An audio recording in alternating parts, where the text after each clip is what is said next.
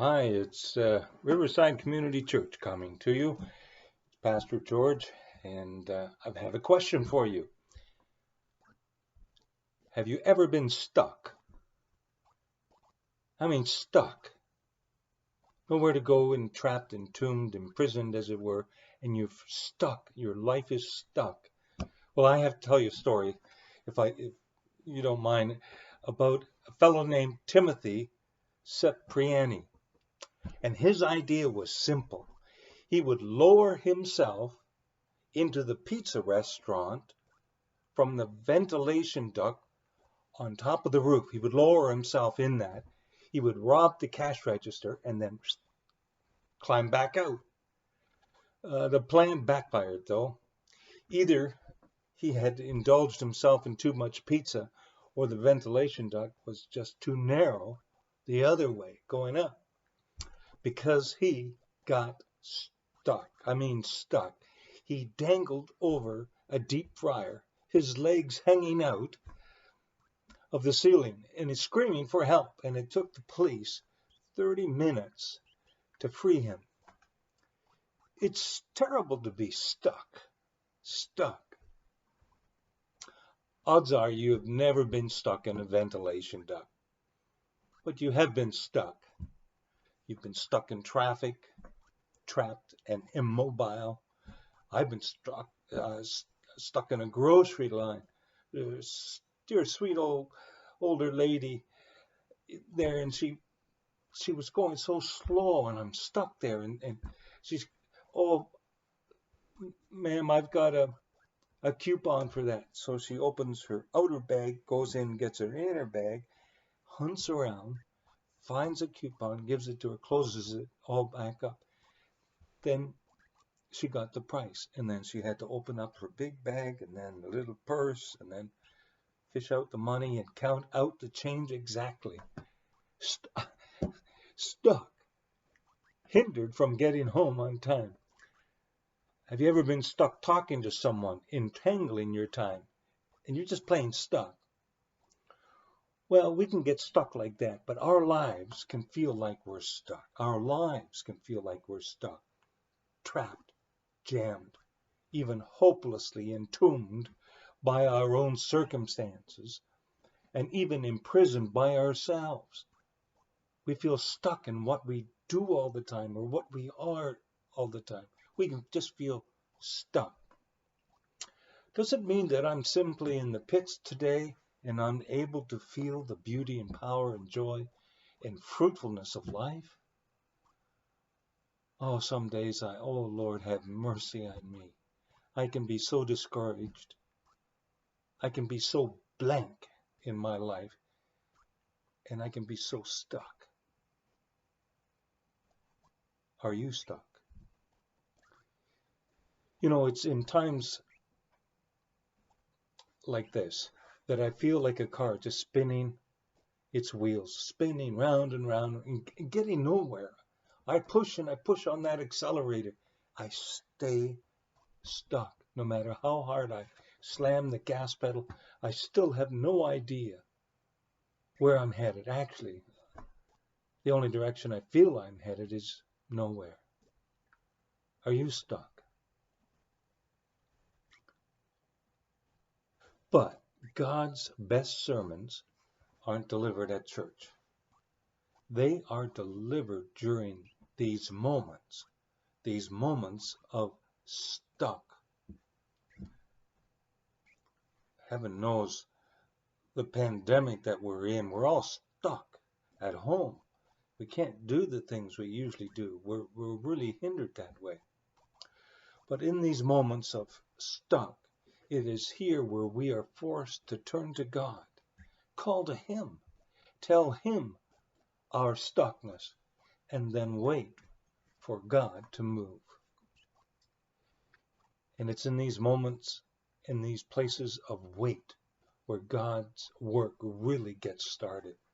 This muddy ground is His best working ground.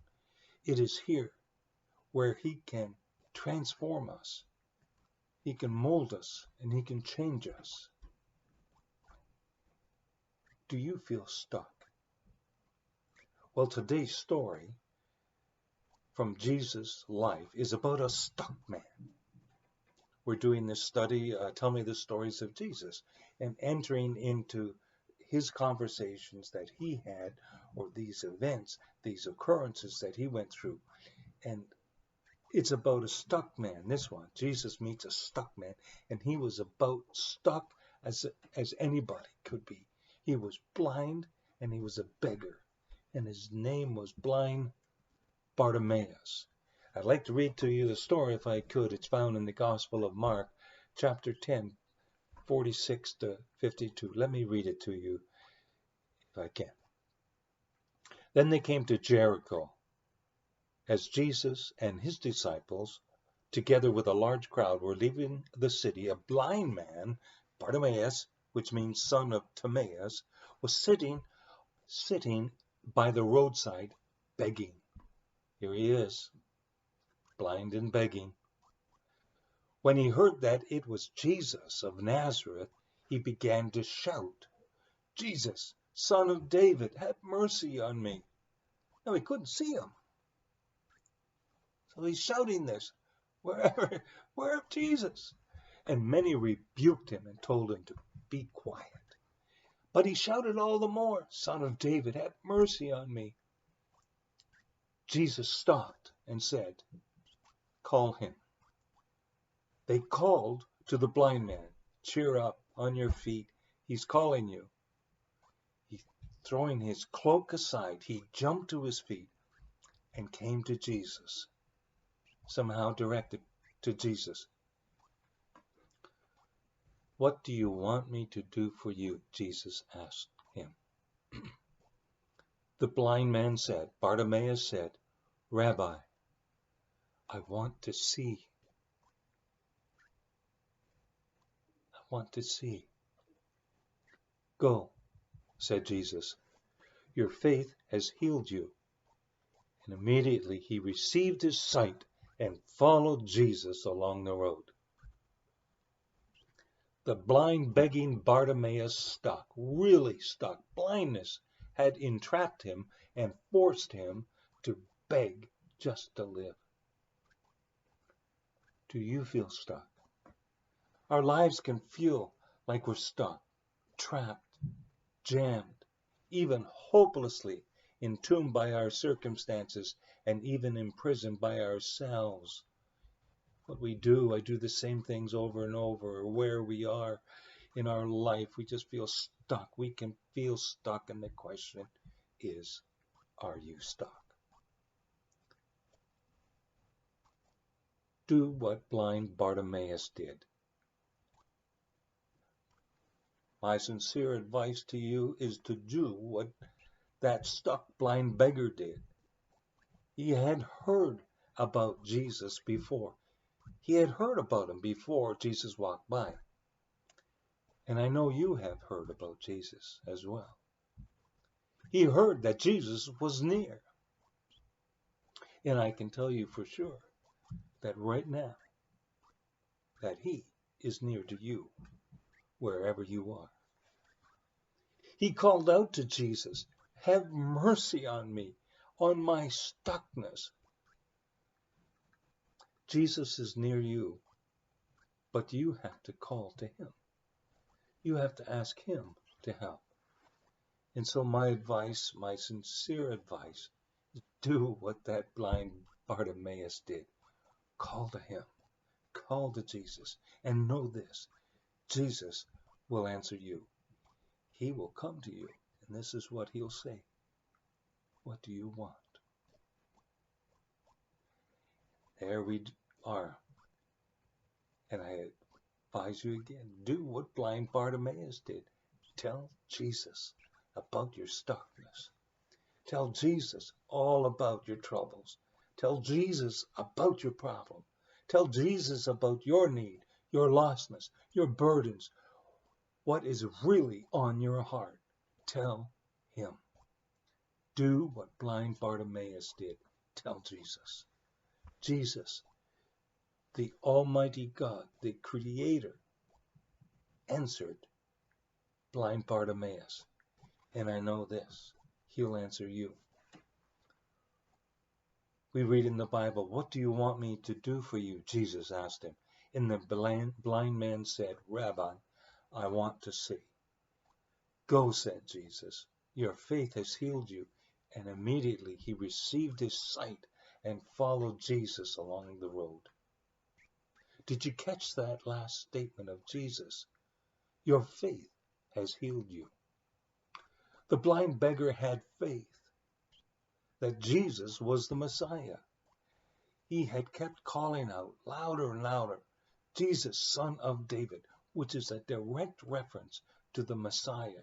And Jesus knew he had this true faith in himself. And Jesus loosed him from his shackles of blindness, and he freed him from being stuck. Feeling stuck? When you feel stuck, it reminds us that Jesus can help us.